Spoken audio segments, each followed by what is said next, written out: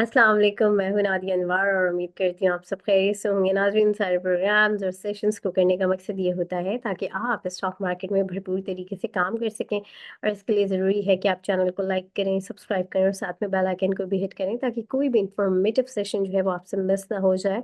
और इसके साथ ही साथ आप इसको शेयर करें ताकि ज़्यादा से ज़्यादा लोगों को स्टॉक मार्केट की अवेयरनेस हो और वो यहाँ आकर बेनिफिट हासिल कर सकें मैक्सिमम। और नाज़रीन, इसके साथ ही साथ जो है डिस्क्रिप्शन में व्हाट्सएप का लिंक है, आप वो भी ज्वाइन करें ताकि आप हमारे इन लाइव सेशंस का हिस्सा बन सकें। और इसके साथ ही साथ अगर आप पीएसएमयू की प्रीमियम ग्रुप की एक्सक्लूसिव सर्विस हासिल करना चाहते हैं तो दिए गए नंबर पर कांटेक्ट करें।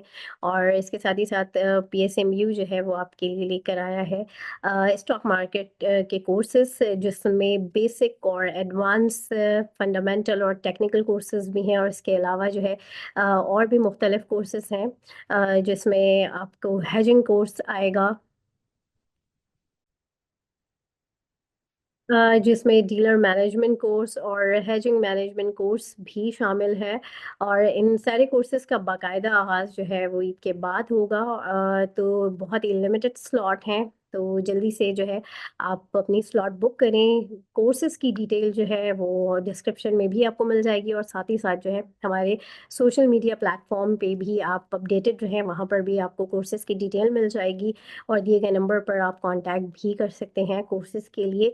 और इन कोर्सेज को करने का फ़ायदा ये है कि जो है आप बहुत ही कम टाइम में एक बहुत अच्छी जो है इनकम जनरेट कर सकेंगे।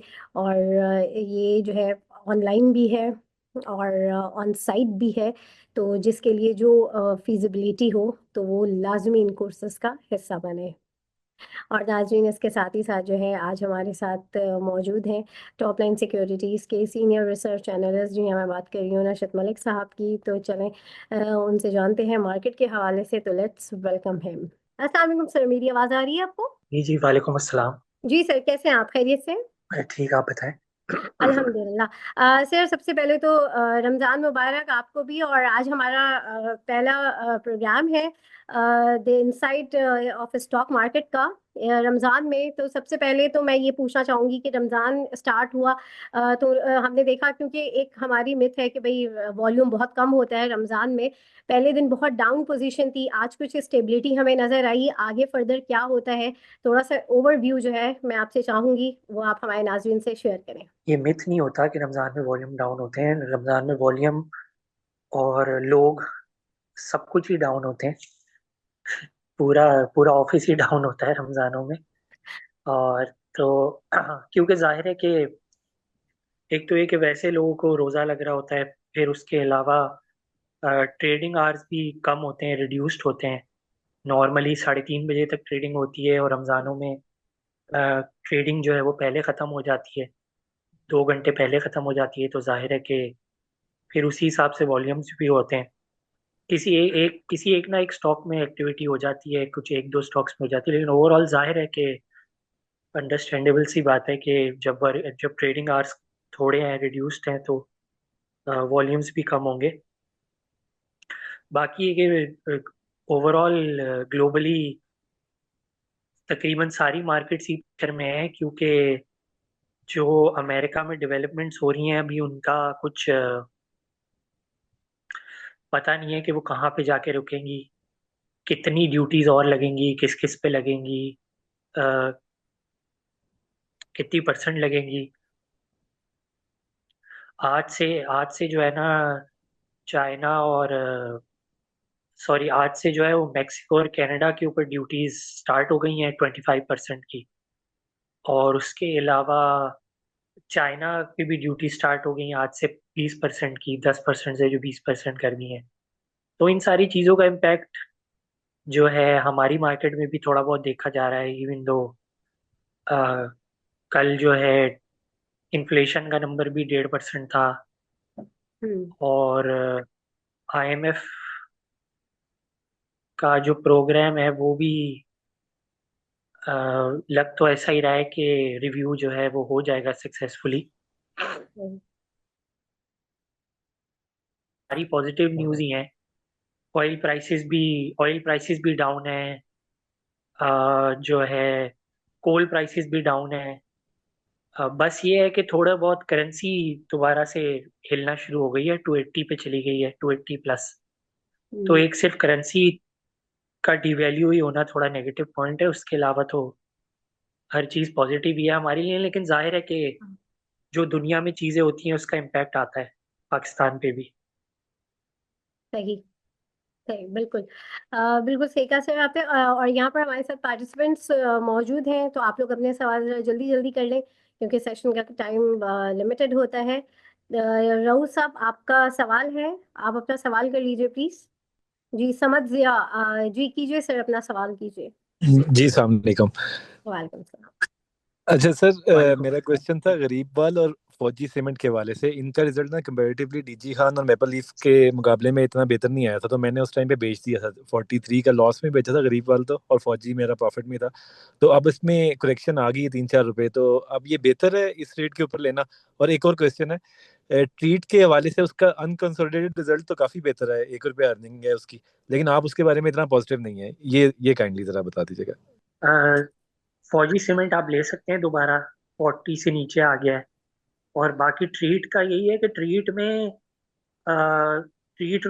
में तकरीबन 25 से 30 रुपए की वैल्यू तो सिर्फ ट्रीट बैटरी की है। तो ट्रीट को लिया तो जा सकता है लॉन्ग टर्म के लिए। ठीक, ठीक है, थैंक यू। 30 30 की टारगेट प्राइस के साथ, 28 से 30 तक की टारगेट प्राइस के साथ। जी नेक्स्ट हसन शाह, अपना सवाल कीजिए प्लीज। जी अस्सलाम वालेकुम सर। सर वाले मुझे बेसिकली पूछना था कि आपने कुछ दिन पहले कंसिस्टेंटली एयरलिंक की आप कॉल दे रहे थे कि एयरलिंक लें, लेकिन वो गिरता जा रहा है। तो उसके पीछे रैशनल क्या है? मतलब क्या आपके पास इंफॉर्मेशन है या क्या फंडामेंटल्स हैं उसके, जिसकी वजह से हमें एयरलिंक आपको मतलब अच्छा लग रहा है? और सेकंड चीज मुझे पूछनी थी कि मैंने एटलस बैटरी लिया हुआ था 370 पे। तो अभी मैं उसे होल्ड करूं कि मतलब अगले क्वार्टर तक का होल्ड करूं उसके रिजल्ट्स पे, कि अभी सेल कर दूं? सबसे पहले तो ये कि एटलीस्ट बैटरी आप होल्ड कर लें। बाकी ये कि एयरलिंक में फंडामेंटली कुछ गलत नहीं है। एयरलिंक ने 3.5 रुपए की अर्निंग भी दिखाई है इस क्वार्टर में। एयरलिंक ने 2.5 रुपए का डिविडेंड भी दिया है। तो एयरलिंक में कुछ गलत नहीं है। बस ये है कि वो कुछ कुछ लोग हैं, कोई कुछ ग्रुप्स हैं जो इसमें प्रॉफिट टेकिंग कर रहे थे, जिसकी वजह से ये गिरा है। जिनकी थोड़ी नीचे बाइंग थी, लेकिन पैसे एयरलिंक में कुछ मसला नहीं है। इसके प्रॉफिट्स आगे बढ़ेंगे ही। 3.5 रुपए की अर्निंग तो इसने इस क्वार्टर में दिखाई है सिर्फ। आगे इसकी अर्निंग 3.5, 3.75, 4 रुपए पर क्वार्टर इस तरह आएगी। तो उसमें कुछ गलत नहीं है, डिविडेंड भी देता रहेगा। और सर ये जो इसका Xiaomi की तरफ से बिजनेस ग्रोथ आनी है, वो कोई एक्सपेक्टेड है इस ईयर में? शाओमी के साथ तो ऑलरेडी उसकी पार्टनरशिप है। नहीं, वो जो कार्स की तरफ से जो आनी। नहीं, कार्स का तो वो काम कर ही नहीं रहा। शाओमी का टीवीज लेके आ रहा है। टीवीज की हम्म, वजह से टीवीज की वजह से ग्रोथ आएगी। ठीक है जी, थैंक यू सो मच। जी बहुत शुक्रिया। अच्छा, काइंडली आप लोगों से रिक्वेस्ट है कि अपने क्वेश्चन जो है जरा शॉर्ट कीजिएगा ताकि बाकियों को भी मौका मिल सके। जी अब्दुल रऊफ साहब, अपना सवाल कीजिए जल्दी से। अस्सलाम वालेकुम। जी वालेकुम सलाम। वालेकुम सलाम। अस्सलाम वालेकुम। सर, मेरा जो है ना ये क्वेश्चन है कि पीआईए के बारे में क्या आप देखते हैं कि उसको रखना चाहिए या उसको सेल आउट करना चाहिए? ये तो प्लीज बता दें, मेहरबानी। देखिए, पीआईए वही बात है कि जो है ना, गवर्नमेंट के आसरे के ऊपर है। मेरे ख्याल से अगर आप प्रॉफिट में हैं तो सेल कर देना चाहिए, नहीं है तो होल्ड कर लें, क्योंकि इसमें जो है कुछ ना कुछ डेवलपमेंट होके छक्का भी लग सकता है। लेकिन वो ये है कि सर गवर्नमेंट आसरे के सर ऊपर है। मेरी मेरी मेरी 17 रुपए 10 पैसे की 1 लाख शेयर की बाइंग है सर। जी जी, फिर आप होल्ड कर ले इस पे, क्योंकि डेवलपमेंट तो हो रही है, लेकिन कब हो रही है जाहिर है गवर्नमेंट के ऊपर है। और गवर्नमेंट के ऊपर जो चीज होती है वो फिर उसका अल्लाह ही हाफिज होता है। ये हमने तो अपने तो 75 साल में अपने मुल्क में यही देखा है कि जो चीज गवर्नमेंट के हाथ में होती है उसका सिर्फ अल्लाह हाफिज होता है। हमारा अल्लाह हाफिज ना हो जाए ना सर। क्योंकि जाहिर है इसकी इसकी जब तक ये प्राइवेटाइज नहीं होगा तो ये चलेगा नहीं दोबारा। अब वो प्राइवेटाइज करना गवर्नमेंट के ऊपर ही है। बहुत बहुत शुक्रिया सर, बहुत। बहुत शुक्रिया जी। जी अब्दुल रऊफ, अच्छा ये हमारे पास एक और एक अब्दुल रऊफ जी, आप अपना सवाल कीजिए सर। अच्छा मोहम्मद उसामा अपना सवाल कीजिए। अस्सलाम वालेकुम। वालेकुम सलाम। सर मेरा सवाल ये था कि साजगार और गंधार निसान इंडस्ट्रीज के जो फरवरी की फिगर्स है एक्सपेक्टेड वो कैसे देख रहे हैं सेल्स फिगर्स। और सेकेंडली ये कि ग्लेक्सो की प्राइस जो है वो काफ़ी टाइम से यहीं स्टक भी है और आई थिंक कोई इसके फाइनेंशियल रिजल्ट्स की भी कोई अनाउंसमेंट का भी आया नहीं है, तो उसके रिजल्ट क्या expect कर रहे हैं आप? ग्लेक्सो के decline के? ग्लेक्सो के रिजल्ट्स तो अच्छे ही आएंगे। ओवरऑल फार्मा सेक्टर के ही एक दो कंपनीज को हटा के बाकी सबके रिजल्ट्स अच्छे ही आए हैं। सिर्फ एक आई थिंक बीएफ बायो और सीएपीएचएल वगैरह को अगर आप हटा दें तो जो है मोस्टली रिजल्ट्स अच्छे ही आए हैं। सर्ल का भी मे बी इतना अच्छा नहीं आया जितना एक्सपेक्टेड था, लेकिन बाकी आप एजीपी बाकी सबको देखें, सबके रिजल्ट्स अच्छे आए हैं, तो इसका भी रिजल्ट अच्छा ही आएगा। और उसके अलावा दूसरा सवाल आपका किस से रिलेटेड था? साजगार और जीएचएनआई के एक्सपेक्टेड रिजल्ट्स, सेल्स फिगर्स फैब की। सेल्स फिगर्स अच्छे ही आएंगे, दोनों के अच्छे ही आएंगे। क्योंकि साजगार काफी डिक्लाइनिंग था तो मैं समझा शायद कोई इसकी नेगेटिव कोई सेल्स फिगर्स का एक्सपेक्टेड होगा कुछ। अ, इसका यही होता है कि इसका सेल्स के नंबर आते हैं, थोड़ा चल जाता है फिर वापस आ जाता है। ये अभी तो पिछले कुछ अरसे से ये ट्रेंड चल रहा है, लेकिन साजगार ये है कि सस्ता बहुत है और लिया जा सकता है, खासतौर से इस रेट के ऊपर तो रिस्क नहीं है एज सच।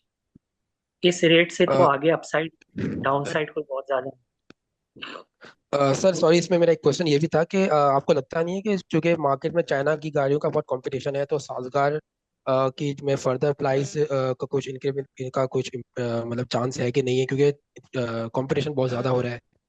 तो बहुत सारे एनालिसिस का ये भी था कि शायद प्राइस यहीं पे स्टक भी हो जाए अराउंड 1200 के करीब। हाँ तो वो जाहिर है कि आपने बात सही की है कि कंपटीशन होने की वजह से ही तो उसकी प्राइस 1000 रुपये से 1200 रुपये है, यानी कि वरना तो ये 2000 रुपये का हो चुका होता।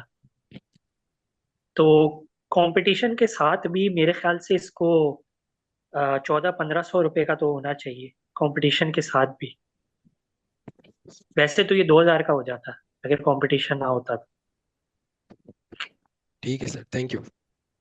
जी जबान ये जी जमान साहब अपना सवाल कीजिए। जी जमान साहब अपना सवाल कीजिए प्लीज। अच्छा एसके अपना सवाल कीजिए। ये आवाज आ रही जी जी जी है? जमान साहब बोलिए, जी आ अच्छा, रही है आवाज, अपना सवाल कीजिए जी प्लीज। मैंने, जी सवाल मेरा ये है कि एनबीपी और पीओपी, इसमें शॉर्ट टर्म हम इसका क्या टारगेट रख सकते हैं? जी क्योंकि पीएक्स भी हो रहा है 14 तारीख को दोनों। हाँ, नेशनल बैंक का शॉर्ट टर्म टारगेट आप 70 से 75 तक ही रख सकते हैं एक्स होने के बाद। और हाँ, बीओपी का आप शॉर्ट टर्म टारगेट यही रख सकते हैं 14-15 रुपए तक। नहीं अभी मेरे पास होल्डिंग में है तो इसको कुछ चांसेस है कि एक्स से पहले ही ये कोई 80 प्लस पहुंच दे या 85 तक मुश्किल है, दोबारा। बहुत मुश्किल है। आपकी किस रेट के ऊपर बाएंगे? और मेरी तो 81 समथिंग है। मुश्किल है यानी कि 80-81 तक भी, 80-81 तक चला जाएगा, उससे ऊपर जाना बहुत मुश्किल है। तो फिर एवरेज कर लिया जाए ताकि इसकी प्राइस जो है नीचे। हाँ लेकिन अभी तो आई थिंक आज 78-79 चल रहा था। जी, आज कितना 79 90 इसने लाइक। तो 79 पे बाइंग करके आपकी एवरेज 80 हो जाएगी, तो कोई बहुत ज्यादा फर्क तो नहीं पड़ेगा। मे बी अच्छा सर, अगर दूसरी आपने चीज। एवरेज एवरेज करनी भी है तो शायद एक्स होने के बाद कर लें कि डिविडेंड भी मिल जाएगा और फिर। राइट। अच्छा सर, दूसरा सिमेट्री के बारे में है, उसका शॉर्ट टर्म टारगेट बताएं। सिमेट्री है का प्लान। शॉर्ट टर्म टारगेट मैंने मैंने जाहिर है अपने शोज के ऊपर और जो है ग्रुप्स वगैरह में भी, जब सिमेट्री 17-18-19 रुपए तक चला गया था तो मैं लोगों को मना ही करता था लेने से उस टाइम। क्योंकि नहीं समझ आ रहा था मुझे। लेकिन जाहिर है कि लोगों की मेंटेलिटी ऐसी होती है कि जो चलता हुआ स्टॉक है वो बड़ा अच्छा लग रहा होता है। तो मैं तो उस टाइम मना ही करता था। सिमेट्री की शॉर्ट टर्म टारगेट प्राइस यही है, 15-16 है, इससे ज्यादा नहीं होगा ये। इसका रिजल्ट भी आप इसकी देखें, इसने 20 पैसे की अर्निंग दिखाई है इसने क्वार्टर में। इसकी तो बीस मूवमेंट हो पैसे रही की अर्निंग, हाँ, 20 पैसे की अर्निंग के ऊपर आप खुद अंदाजा लगा लें कि स्टॉक को कितना होना चाहिए। जी बहुत शुक्रिया है। जमान साहब। जी नेक्स्ट एसके, आप अपना सवाल कीजिए प्लीज। अस्सलाम वालेकुम सर। जी वालेकुम सर एक सलाम। कॉन्सेप्ट है हमारे स्टॉक वर्ल्ड के अंदर के, wonderful company at reasonable price. तो इस कॉन्सेप्ट को देखते हुए आप क्या समझते हैं कि यूनिलीवर है, रफान है, नेस्ले है, ये कैसी कंपनीज होंगी इन्वेस्टमेंट करने के लिहाज से? Thank you. जी ये लॉन्ग टर्म इन्वेस्टमेंट करने के लिहाज से बहुत अच्छी कंपनीज होती हैं। अगर आप इनके रिटर्न्स भी देखें, जो रिटर्न्स इन्होंने दिए हैं 10 साल में, 15 साल में, वो बड़े जबरदस्त होते हैं। यानी कि अगर आप जो है ना वो लॉन्ग टर्म के लिए, लेकिन यही है कि इन कंपनीज में वॉल्यूम कम होता है, तो ये ट्रेडिंग के लिए नहीं है कि आप जो है ना वो नेस्ले जैसी कंपनी या यूनिलीवर या कोलगेट जैसी कंपनी लेके आप ये एक्सपेक्ट करें कि यार मैं जो है ना 10 दिन बाद जो है ना अपर लॉक के ऊपर बेच दूंगा या ट्रेडिंग करके बेच दूंगा। ये लंबे रखने वाले स्टॉक्स होते हैं। तो मेरे ख्याल से आप कोलगेट वगैरह ले सकते हैं, कोलगेट ले सकते हैं, मरी ब्रूरी ले सकते हैं आप, यूनिलीवर, नेस्ले, ये सारे स्टॉक्स हैं जो कि लॉन्ग टर्म के point of view. Nestle Nestle शायद इतना नहीं, क्योंकि नेस्ले को थोड़ा बहुत बॉयकॉट का भी इशू हो रहा है। तो जो है मे बी बाकी सारे यूनिलीवर और रफान, खैर रफान में इतना नहीं, उसकी एक वजह है। लेकिन ये यूनिलीवर, कोलगेट वगैरह आप ले सकते हैं बिल्कुल। सर इसमें एटलस होंडा को भी आप समझते हैं कि इसी कैटेगरी में रख सकते हैं, एटलस होंडा? एटलस होंडा को भी आप बिल्कुल बहुत हद तक इस कैटेगरी में रख सकते हैं। बहुत शुक्रिया एसके। जी जावेद साहब अपना सवाल कीजिए। जी जावेद साहब जी अपना सवाल कीजिए जी जी। जी अस्सलाम वालेकुम। वालेकुम सलाम। जी जी जी मेरा ये क्वेश्चन है कि ये बैंक मकरमा जो है इसकी कोई, मैंने न्यूज़ सुनी थी कि कोई 10 अरब रुपए का कोई सेटलमेंट हुआ है इनका सुप्रीम कोर्ट में या कोर्ट में, जिससे इन्हें 10 बिलियन रुपीस मिलेंगे। तो उसकी वजह से कुछ इसमें ट्रेडिंग भी हो रही है। क्या आप जानते हैं इस खबर को? जी जी बिल्कुल, ये न्यूज़ अनाउंस हुई थी पीएसएक्स के ऊपर। तो जाहिर है हर तकरीबन जो भी पीएसएक्स को फॉलो करता है वो जानता ही है इस न्यूज़ को। तो उसका जो जितना मैंने देखा था, जो 10 अरब का जो इम्पैक्ट है वो ऑलरेडी शेयर प्राइस के अंदर आ चुका है, क्योंकि स्टॉक जो है वो काफी परफॉर्म कर गया है इस न्यूज़ के आने के बाद भी, और इस न्यूज़ के आने से पहले भी थोड़ा परफॉर्म किया था इसने। अच्छा, दूसरा मेरा क्वेश्चन है ये, दादा भाई सीमेंट जो है ये नॉन कंप्लाइंट सेगमेंट से कब आने का इम्कान है इसका? जी दादा बॉय सीमेंट, इस पे ऐसे कोई टाइमलाइन तो नहीं है कि कब तक आएगा ये। अच्छा चलो ठीक है, थैंक यू। जी जी अब्दुल रऊफ साहब अपना सवाल कीजिए। जी अब्दुल रऊफ साहब अपना सवाल कीजिए प्लीज। अच्छा सर, अब जरा मुझे ये बताइए कि कल की मार्केट को आप किस तरीके से देख रहे हैं, और क्या लग रहा है आपको कि अभी फर्दर जो है कि मार्केट कैसी होगी दिन ब दिन, मतलब रमजान में क्या आपको लग रहा है? थोड़ा सा इसके हवाले से आप हमें बताएं। मार्केट का यही है कि शायद इस वीक जो है वो थोड़ा सा मार्केट अप डाउन ही चले। लेकिन ये है कि आईएमएफ का रिव्यू चल रहा है आज भी, कल भी, सॉरी आज कल नहीं, सॉरी, आईएमएफ का रिव्यू चल रहा है इस हफ्ते भी और अगले हफ्ते भी। तो आईएमएफ के रिव्यू के दौरान से जो है ना कोई पॉजिटिव न्यूज़ आना, या आईएमएफ के रिव्यू के बाद कोई उससे रिलेटेड पॉजिटिव न्यूज़ आना, जो है वो अगला शायद ट्रिगर होगा। तो उसका ही मेरे ख्याल से इंतजार है। उससे पहले जरा मार्केट अप डाउन ही चलती रहेगी। यानी कि बाय ऑन डिप्स मतलब जब मार्केट गिरे और जब जब फेवरेट स्टॉक्स अच्छी प्राइस पे गिर के मिल रहे हो तो तब बाइंग करनी चाहिए, और फिर जो है ना अगर आपका अच्छा प्रॉफिट बन गया है तो सेलिंग करनी चाहिए। यही स्ट्रेटेजी होनी चाहिए। सही, बिल्कुल जी। नुवैर, अपना सवाल कर लीजिए जल्दी से। अस्सलाम वालेकुम सर। सर मुझे ये पूछना है कि ईजीपी को इस रेट पे बाय करना चाहिए और इसमें इतना पोटेंशियल है कि ये 250 तक जा सके। जी जी, एजीपी जाएगा 250 तक, जा सकता है बिल्कुल, और एक सर साल में इसको जाएगा। करंट रेट पे बाय करना चाहिए या वेट करना अगर चाहिए कि टू नीचे आए। अगर 250 पे जाएगा तो फिर आप खुद डिसीजन ले लें कि बाय करना चाहिए या नहीं करना चाहिए। थैंक यू सर, बहुत बहुत शुक्रिया। जी अब्दुल रऊफ, अपना सवाल कर लीजिए। लगता है वो हाथ रेस करके वो भूल जाते हैं। जी सरमत साहब, अपना सवाल कीजिए जल्दी से। नाशिद, आज आज सर में और सीपीएचएल को परफॉर्म करने की वजह क्या थी? इसमें इनके तो रिजल्ट्स बड़े एवरेज आए हुए थे और था कि ना ये थोड़ा सा और करेक्शन आएगी इसमें, तो आज दोनों के तकरीबन अपर लॉक लगे। शायद वही बात है कि गिर गए थे तो बाइंग हो गई उसके ऊपर। कोई न्यूज़ नहीं है कोई ऐसी? नहीं नहीं, ऐसी कोई न्यूज़ तो नहीं है। सही, बहुत शुक्रिया। जी जवाद साहब, आपका कोई सवाल है? जल्दी से कर लें।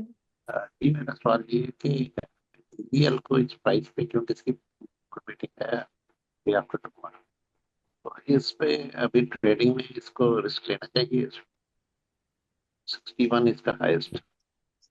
जी कौन सा स्टॉक है, समझ नहीं आया आप स्टॉक। एजीएल, एग्रीक, एक एजीएल, एजीएल। एजीएल। एजीएल जो है वो, हाँ एजीएल जो है वो महंगा है, इस प्राइस के ऊपर महंगा है थोड़ा।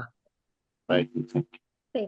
अच्छा हमाद, आपका सवाल है, आप अपना सवाल कर लीजिए, हमाद नासिर साहब। चले सर, कल के हवाले से जो है the most important part, topic. अच्छा, टॉपिक जाने से पहले जावेद साहब का सवाल है, वो हम ले लेते हैं, उसके बाद फिर हम टॉपिक जानेंगे। जी जावेद साहब, जल्दी से अपना सवाल करें। जी बस मैं कराची इलेक्ट्रिक के बारे में पूछना चाह रहा था कि ये इसमें कोई है पोटेंशियल, क्योंकि रेट तो इसका खैर काफी कम हो चुका है। जी रेट काफी कम हो चुका है तो बिल्कुल पोटेंशियल है, लेकिन अगेन वही बात है कि गवर्नमेंट के आसरे वाले स्टॉक्स पे हाथ कम से कम ही डालना चाहिए। लेकिन रेट इतना गिर चुका है तो मे बी शायद मिल जाएगी अपसाइड। जी यासिर भट्टी, आप अपना सवाल कीजिए, बस ये लास्ट हम क्वेश्चन लेंगे और उसके बाद फिर हम टॉपिक की तरफ जाएंगे। जी जी अस्सलाम वालेकुम सर, ये बताइएगा कि ऑयल इंटरनेशनली काफ़ी डाउन हो रहा है और पाकिस्तान में भी ऑयल सेक्टर काफ़ी डाउन है। आप क्या समझते हैं कि इससे कोरिलेशन कितनी है? अगर इंटरनेशनली जाएगा तो फिर ही ऑयल सेक्टर पाकिस्तान का भी इम्प्रूव करेगा, क्योंकि oil sector plus oil marketing companies दोनों लोअर साइड के ऊपर हैं और पोल जो है वो डेली 200 के नीचे आ चुका है। तो ये किस क्या रीज़न है कि पोल इतना क्यों नीचे आ गया? Thank you. ऑल ऑल इसलिए इतना नीचे आ गया है क्योंकि ऑल का सबसे ज्यादा लिंक है ऑयल प्राइसेस के नीचे आने से। तो पॉल की जो सेल्स और अर्निंग्स वगैरह है वो दोनों गिर जाएंगी ये ऑयल प्राइसेस नीचे आने की वजह से। और पॉल के डिविडेंड के ऊपर भी इम्पैक्ट आ सकता है, जो डिविडेंड वो देता है। तो इस वजह से वो पॉल नीचे आ रहा है। सही। सर अब जो है टाइम भी हमारा ऑलमोस्ट फिनिश हो गया है, और सर कल के लिए आपकी क्या टॉपिक्स होंगी वो आप हमारे नाज़रीन से शेयर करें, और मेरी ऑनवर्ड्स भी मेरी कि किस तरह से आपकी ये टॉपिक जो है ना सिर्फ कल बल्कि ऑनवर्ड्स भी हो इस वीक में। मैं मेरी टॉपिक्स कल के लिए नहीं होती, क्योंकि मैं जो है ना वो लोगों को ट्रेडिंग करवा के, मेरा कोई धंधा नहीं है लोगों को ट्रेडिंग करवाने का कि उससे मुझे कोई बेनिफिट होगा। बिल्कुल। मैं तो चाहता हूँ लोगों के पैसे बने, लोगों की बाइंग सेलिंग से जो है ना मेरा पैसा नहीं बनता। तो उसमें यही है कि टॉपिक्स मेरी होंगी एग्री, ऑटोज, उसके अलावा केमिकल्स में सितारा केमिकल्स को देख सकते हैं, गनी केमिकल्स को भी देख सकते हैं, और उसके अलावा जो है शुगर इंडस्ट्रीज को भी देखा जा सकता है, स्पेशली जोराबाद शुगर मिल्स को। सही, बिल्कुल। बहुत शुक्रिया सर नशद आपका, और जितने भी हमारे साथ पार्टिसिपेंट्स हैं आप लोगों का भी बहुत शुक्रिया। और नाजरीन, यहाँ पर मैं इजाज़त लूंगी, इंशाल्लाह आप लोगों से फिर मुलाकात होगी, तब तक के लिए अल्लाह हाफिज़।